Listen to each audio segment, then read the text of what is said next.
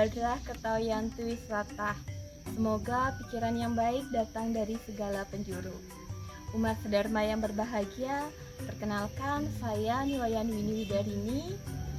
Pada kesempatan yang baik ini saya akan membuat sebuah video tentang cara membuat canang sari dan maknanya. Canang merupakan salah satu bentuk banten yang kita gunakan setiap hari. Tentunya setiap harinya kita akan menggunakan canang sebagai sarana untuk mendekatkan diri kepada ide Sang Hyang Widiwasa. Nah, canang ini merupakan tingkatan banten yang paling kaniste atau tingkatan banten yang paling kecil. Tetapi dari banten yang tingkatan kaniste, madya dan utama semua menggunakan canang. Nah, jadi pada intinya canang ini adalah salah satu bentuk dari banten. Banten merupakan salah satu sarana untuk mendekatkan diri dengan ide Sang Hyang Widiwasa. Dalam lontar Yadnya Prakerti dijelaskan bahwa sahananing bebanten pinake ragan tetui, pinake warna rupaning ide betara, pinake ande buana. Yang artinya bahwa banten adalah lambang kekuasaan Tuhan, kemudian lambang diri kita sendiri, dan lambang alam semesta. Jadi pada dasarnya canang merupakan lambang ide Sang Hyang Widiwasa ataupun salah satu bentuk sarana untuk mendekatkan diri dengan ide Sang Hyang Widiwasa. Nah, jadi pada intinya canang itu adalah ketulusan dari hati kita mempersembahkan kehadapan beliau, bahwa kita ingin mempersembahkan sesuatu yang indah.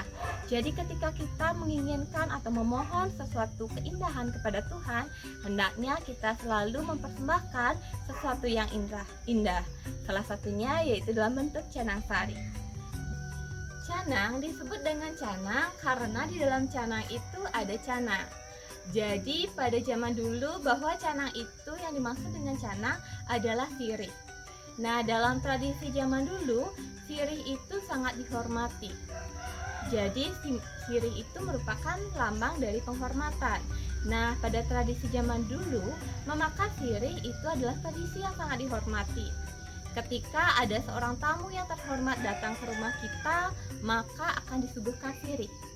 Jadi, sirih adalah lambang dari penghormatan. Pada intinya, salah satu isi dari canang itu adalah porosan. Nah, betapapun indahnya canang, apabila belum diisi atau di dalamnya belum ada sebuah porosan yang merupakan bahan dasarnya adalah sirih, maka canang itu akan belum memiliki nilai keagamaan. Nah, secara etimologis, dalam Kamus Bahasa Bali Kawi dijelaskan bahwa canang berasal dari dua akar kata. Yang pertama adalah ca dan yang kedua adalah nang. Ca yang berarti indah, kemudian nang yang berarti tujuan. Jadi secara etimologis bahwa canang itu adalah salah satu tujuan yang indah. Jadi kita mempersembahkan canang ke hadapan ide Sang Hyang Widiwasa adalah mempersembahkan sebuah keindahan atau yang disebut dengan sundaram. Jadi aspek penting yang diutamakan dalam canang itu adalah sebuah keindahan atau sundaram. Tetapi ada selain nilai keindahan yang kita utamakan juga ada nilai siwam dan nilai satyam di dalamnya. Bahwa satyam itu artinya kebenaran. Jadi pada saat kita membuat canang, hendaknya kita memiliki pengetahuan tentang canang itu sendiri sehingga kita bisa membuat canang yang benar. Kemudian kita juga bisa memahami setiap makna filosofis dari bahan yang kita gunakan untuk membuat canang itu sendiri. Nah, yang kedua yaitu selanjutnya aspek dari siwam. Siwam artinya kesucian. Jadi ketika kita membuat sebuah canang, hendaknya kita memastikan atau memperhatikan aspek kesucian, yaitu kesucian dari bahan-bahan yang kita gunakan dalam membuat canang itu sendiri.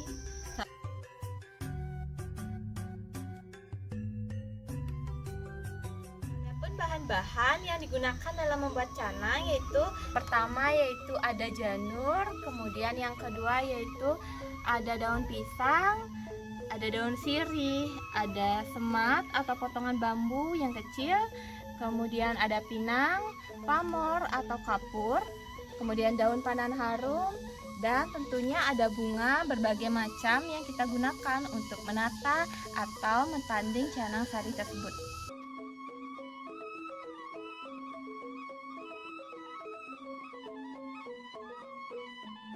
Cara yang pertama yaitu kita potong terlebih dahulu janur yang akan kita gunakan untuk membuat canang sari. Nah, jadi sebelum itu kita bersihkan dulu male atau kotoran yang ada dalam janur.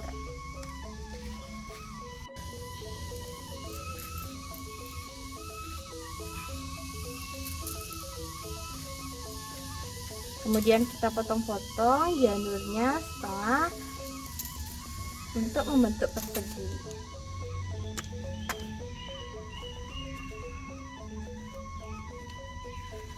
Nah, yang pertama yaitu kita bisa membuat canang dengan cara membuat canang sibakan. Jadi canang sibakan ini adalah canang yang satu janur itu dibagi menjadi dua. Nah, kita patahkan dari lidi dari janur tersebut agar memudahkan kita untuk menjahitnya. Alangkah baiknya kita menggunakan semat dalam menjahitnya. Nah, yang kedua yaitu kita bisa membuat canang dengan cara menggunakan janur yang satu. Jadi janur ini tidak dibagi dua. Jadi kita juga harus menyiapkan ukuran untuk membuat atau memotong dari janur ini agar membentuk persegi yang ukurannya sama. Jadi kita potong sebelah janur menjadi 4. Kemudian yang terakhir kita sisakan lagi sedikit.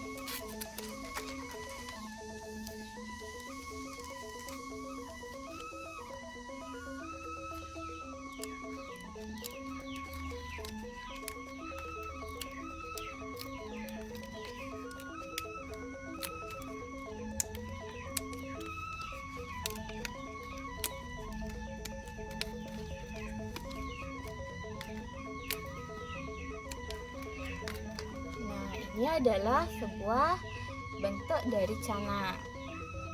Atau yang pertama kita buat.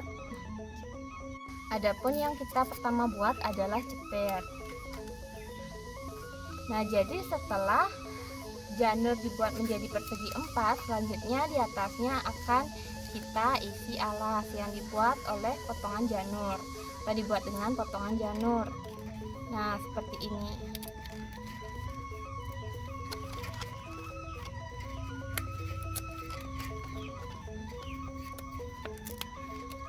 Ini adalah bentuk dari cemper.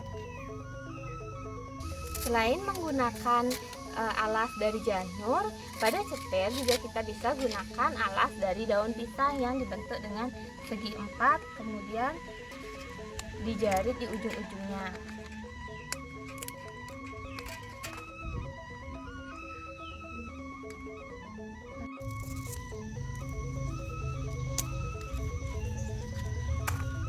Yang selanjutnya kita buat adalah kita membuat urasari atau tetuesan yang kita gunakan di atas canang sari tersebut sebagai lambang pengembangan pikiran atau kelanggengan pikiran.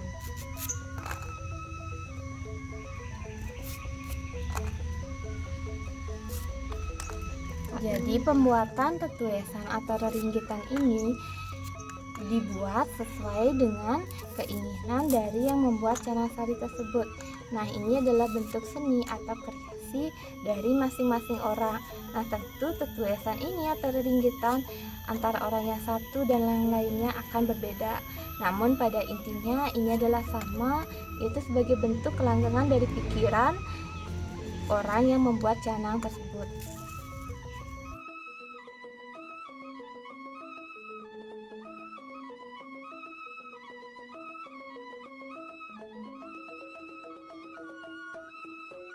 Yaitu kita akan membuat porosan yang merupakan dari inti canang tersebut. Yang pertama kita akan menggunakan daun sirih. Nah, di dalam daun sirih ini ada pamor atau kapur, kemudian ada juga buah pinang, irisan dari buah pinang. Nah, jadi daun sirih adalah lambang dari Dewa Wisnu yang berwarna hitam, kemudian kapur yang berwarna putih merupakan lambang dari Dewa Iswara atau lambang Mahadewa. Kemudian yang selanjutnya yaitu ada pinang yang merupakan lambang atau niase dari Dewa Brahma. Nah, kemudian daun sirih ini di dalam yang sudah berisi pinang dan pamor atau kapur kita akan tutup dan kita akan jarit dengan semat seperti ini.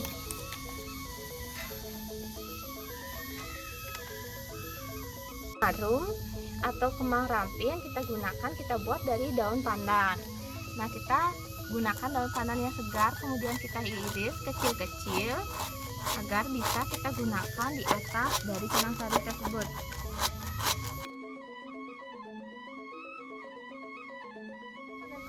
Komponen dan bahan-bahan kita siapkan. Selanjutnya kita akan mencuci agar cemper atau bahan-bahan dalam membuat canang ini dapat bersih.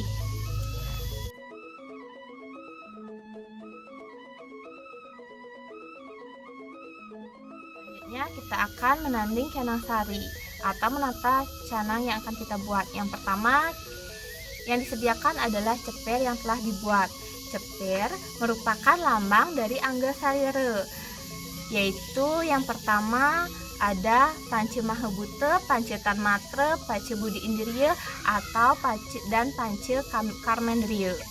Nah, dalam kemahakuasaan Tuhan, ceper merupakan lambang dari Catur Lokapala. Nah, yang selanjutnya kita letakkan plawe. Plawe adalah lambang keheningan pikiran. Jadi ketika kita membuat sebuah canang, hendaknya pikiran kita harus hening agar kita dapat mencapai tujuan atau pendekatan diri dengan ide Sang Hyang Widiwasa. Kemudian selanjutnya kita letakkan sebuah porosan di atas plawe tersebut. Jadi porosan ini adalah melambangkan Bayu Sabda Idep yang ada dalam diri kita, sedangkan dalam kemahakuasaan Tuhan bahwa porosan ini adalah lambang atau niasa dari Trimurti yang merupakan ada sirih sebagai warna hitam merupakan lambang dari Dewa Wisnu. Kemudian di dalamnya ada kapur yang merupakan lambang warna putih yaitu niase dari Dewa Iswara atau Dewa Siwa. Dan di dalamnya juga terdapat pinang yang berwarna merah yang merupakan niase atau simbol dari Dewa Brahma. Nah, setelah itu kita akan menata dengan menggunakan bunga. Jadi bunga yang kita gunakan dalam membuat canang perlu diperhatikan kesucian dan kebersihannya. Yang pertama kita letakkan bunga warna biru atau warna hijau di sebelah utara yang merupakan tempat atau niasa dari Dewa Wisnu. Yang selanjutnya kita akan menggunakan bunga putih di sebelah timur. Jadi bunga putih ini adalah lambang atau niasa dari Dewa Iswara. Yang selanjutnya kita menggunakan bunga merah di sebelah selatan. Jadi bunga merah ini adalah lambang atau niasa dari Dewa Brahma. Dan yang terakhir yaitu di sebelah barat kita akan menggunakan bunga kuning. Jadi bunga kuning ini adalah niasa dari Dewa Brahma, adalah niasa dari Dewa Mahadewa. Setelah bunga lengkap kita isi, selanjutnya kita di atasnya kita akan letakkan sebuah ringgitan atau tetuesan yang merupakan lambang dari kelanggengan pikiran. Nah, yang terakhir kita akan letakkan sebuah kembang rampe atau disebut dengan ketan yang berasal dari pandan harum yang diiris kecil sehingga canang akan terlihat sangat cantik. Jadi kembang rampe atau ketan ini adalah melambangkan Dewa Siwa. Nah, ini adalah bentuk canang yang merupakan lambang Angga Sarire yang sangat indah dan merupakan lambang dari Niase ide Sang Yang Widi Wase.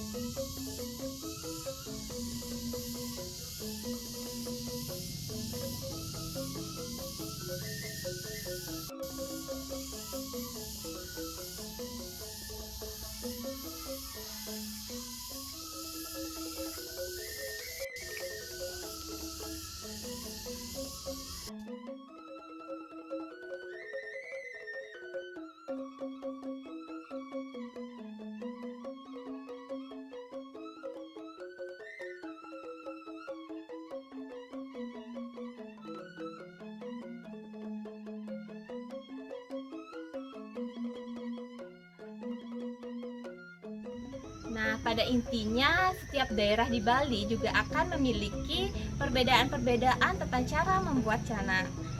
Tetapi hal tersebut bisa disesuaikan dengan desa kalepatra yang berlaku di suatu daerah tertentu. Nah, hal itu tentu tidak untuk dipermasalahkan. Jadi, sebuah perbedaan adalah hal yang wajar. Pada intinya, yang diutamakan dalam pembuatan canang ini adalah aspek satyam, siwam, dan sundaram, serta ketulusan hati kita dalam membuat dan mempersembahkan canang itu ke hadapan Ide Sang Yang Widi Wase.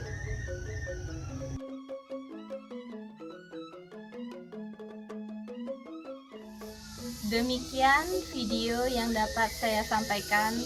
Apabila ada kata yang tidak berkenan, saya mohon maaf. Akhir kata saya haturkan para mesanti. Om Santi Santi Santi Om.